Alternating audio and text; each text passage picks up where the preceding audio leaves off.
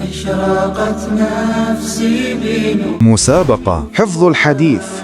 الحديث 19 عن عبد الله بن عباس رضي الله عنهما قال: كنت خلف النبي صلى الله عليه وسلم يوما فقال لي: يا غلام، إني أعلمك كلمات، احفظ الله يحفظك، احفظ الله تجده تجاهك، إذا سألت فاسأل الله، وإذا استعنت فاستعن بالله، واعلم أن الأمة لو اجتمعت على أن ينفعوك بشيء لم ينفعوك إلا بشيء قد كتبه الله لك، وإن اجتمعوا على أن يضروك بشيء لم يضروك إلا بشيء قد كتبه الله عليك، رفعت الأقلام وجفت الصحف. رواه الترمذي وقال: حديث حسن صحيح.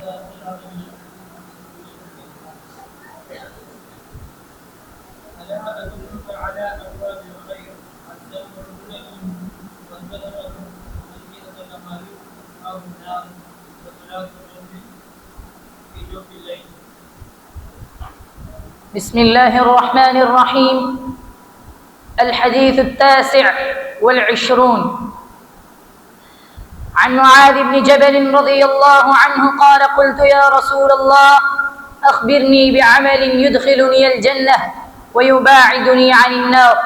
قال: لقد سألت عن عظيم، وإنه ليسير على من يسره الله عليه، تعبد الله ولا تشرك به شيئا، وتقيم الصلاة وتؤتي الزكاة وتصوم رمضان وتحج البيت.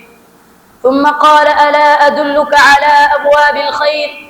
الصوم جنة، والصدقة تطفئ الخطيئة كما يطفئ الماء النار، وصلاة الرجل في جوف الليل. ثم تلا: تتجافى جنوبهم عن المضاجع حتى بلغ يعملون. ثم قال: ألا أخبرك برأس الأمر وعموده وذروة سنامه؟ قلت: بلى يا رسول الله. قال: رأس الأمر الإسلام، وعموده الصلاة، وذروة سنامه الجهاد. ثم قال: ألا أخبرك بملاك ذلك كله؟ فقلت: بلى يا رسول الله. فأخذ بلسانه وقال: كف عليك هذا. قلت: يا نبي الله، وإنا لمؤاخذون بما نتكلم به. فقال: ثكلتك أمك يا معاذ، وهل يكب الناس في النار على وجوههم أو قال على مناخرهم إلا حصائد ألسنتهم.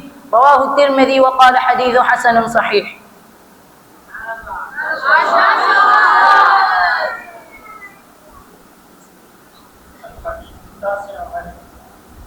عن عبد الله بن عباس رضي الله تعالى عنهما قال: وفي رواية غير الترمذي: احفظ الله تجده أمامك، من هنا في حديث. وفي رواية غير الترمذي: احفظ الله تجده أمامك، تعرف إلى الله في الرخاء يعرفك في الشدة، واعلم أن ما أخطأك لم يكن ليصيبك، وما أصابك لم يكن ليخطئك، واعلم أن النصر مع الصبر، وأن الفرج مع الكرب، وأن مع العسر يسرا. तालीम और तरबियत का बेहतरीन मरकज दारुल तक़वा एजुकेशन सिस्टम इस्लामाबाद। आपको मिलेंगे यहाँ पर सीरतुन नबी सल्लल्लाहु अलैहि वसल्लम कोर्स, तालीमुल बालगा कोर्स, तर्जुमतुल कुरान कोर्स, और आप देख सकते हैं दारुल तक़वा एजुकेशन सिस्टम इस्लामाबाद के तुलबा कराम की तमाम तर एक्टिविटीज